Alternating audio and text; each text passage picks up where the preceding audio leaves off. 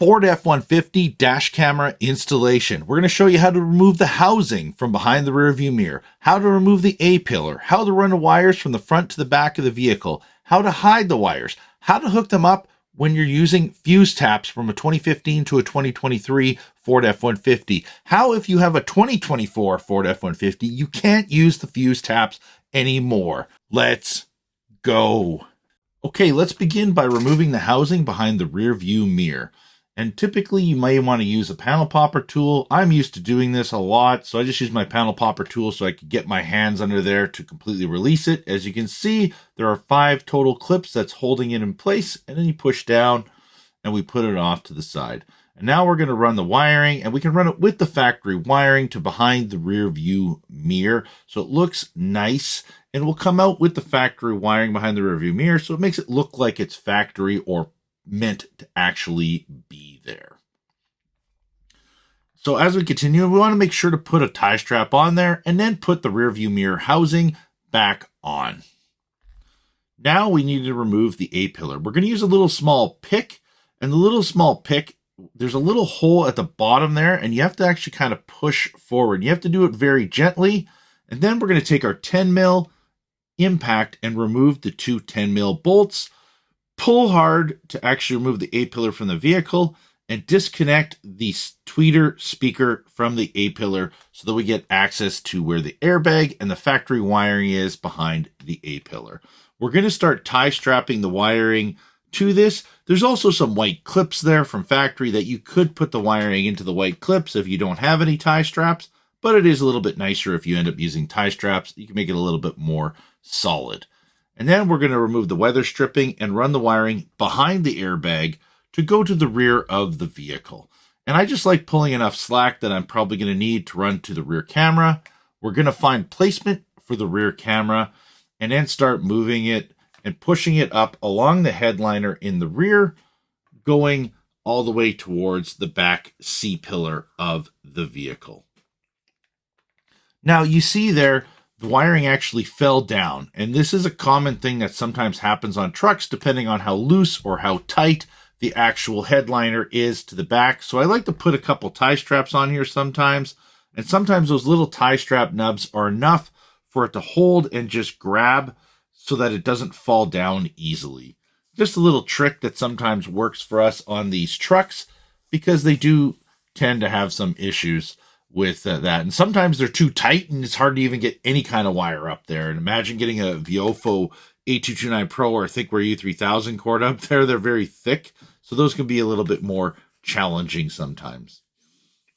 So now we're going to clean the rear window and clean it off. And then we're going to put the rear camera in place. We're putting it off to the driver's side rear because the rear window slides towards the passenger side. So we don't want it opening up and taking off the rear camera.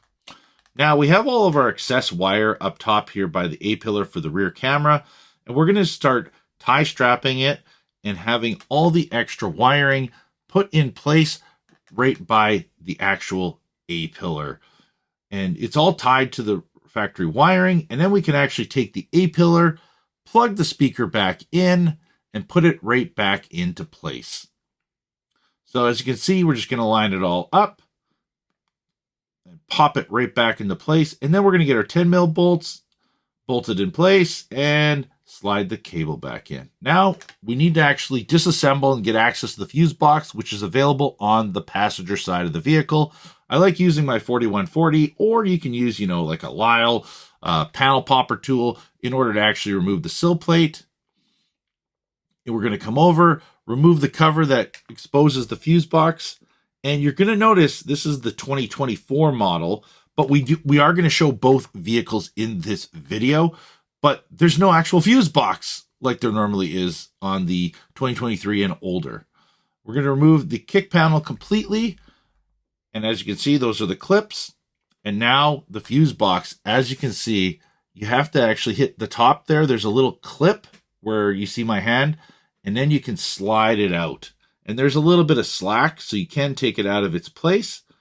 But you're going to notice something weird about that fuse box. It's actually sealed. So you actually have no way of using a fuse tap on these vehicles. Now, it's up to you. You want to take that cover off and use fuse taps, that's completely your call, but we typically don't like doing that because if it is that way, you know, a lot of times the car dealer might give you a hard time, like, what are you doing, you know, playing with this? It's sealed for a reason. So as you can see, completely sealed. It's actually even got rubber grommeting to seal up the connection to it. Not sure why they went to this on this particular vehicle, but they did. So now this is where the specialty installer comes in. So we're hooking up my snap-on test light, and I'm going to hook it up to the wire that we know is ignition because we've done a lot of these vehicles. And I'm going to cycle the ignition, and you're going to see the test light light up, show 12.3 volts. And then when we cycle it off, it turns off. And now right next to it, there's actually a constant power wire. So now what we're going to do is hook up directly to the constant power wire and test and show you that there's constant power on those lines. And I was just verifying the wiring in our database, but as you can see right next to it is the constant power, and we verified that by hooking up our test probe. Now, you have to be careful what you're sticking a test probe into. We've been doing this quite a bit, so we kind of know. We know that we can also unplug this on this 2024 Ford F150, so we're able to unplug it. I'm going to strip the wires, okay, and we're going to get them prepped so that we can actually connect the Blackview hardwire cable directly to this. And in order for us to actually, so we're just hooking up our constant power and ignition directly behind, and then here, I'm stripping the ground wire. Now, some people might loosen the bolt. I recommend highly against loosening that bolt on these vehicles. You will end up having a challenge. Those bolts are not meant to be loosened. So definitely recommend hooking it up this way and then soldering all these connections. That's how we like doing it. Very solid. We solder them. And then we use our 3M electrical tape to actually completely clean it up and protect the wiring. So as we continue finishing off the soldering, we're going to get our 3M electrical tape, and I like using the Super 33 stuff because it's not the cheap stuff. It works a lot better in cold weather, and seeing we're in Canada, it gets a little bit colder here. And then we use some tested tape to clean up the harness, make it look all nice and factory again. Then we're going to plug the harness back into place, tape up the ground wire that we just soldered, and we're going to take the fuse box and clip it back into its factory location. Then we're going to take some tie straps and tie strap it in place so that we can hide all the wiring. That way it's completely hidden away in the kick panel. And now we're going to move over to the 2023 to 2015 model. And as you can see, there's multiple fuse boxes in all these years that we're showing from Fusebox Info, and this is something that I would definitely recommend subscribing to Fusebox Info if you're somebody who is looking for fuse box diagrams. They do a great job on YouTube.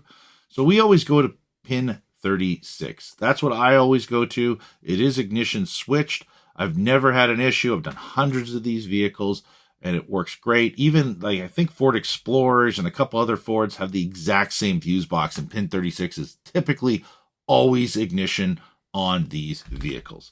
So now that's what we hook up for ignition.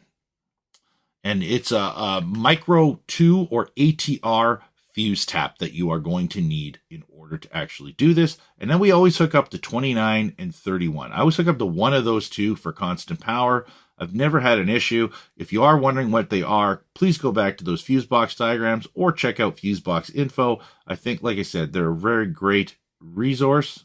And it was fun balancing the camera, trying to stick the probe in.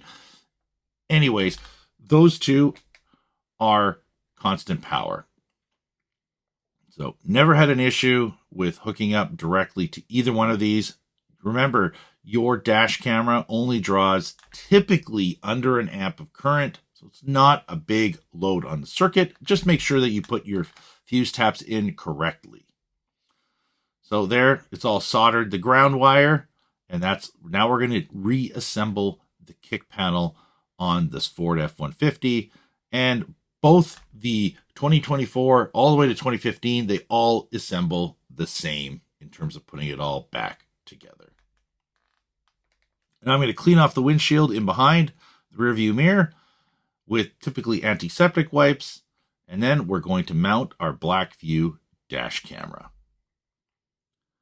And now that it's all mounted, here's our complete installation done in this brand new 2024 Ford F150 Raptor.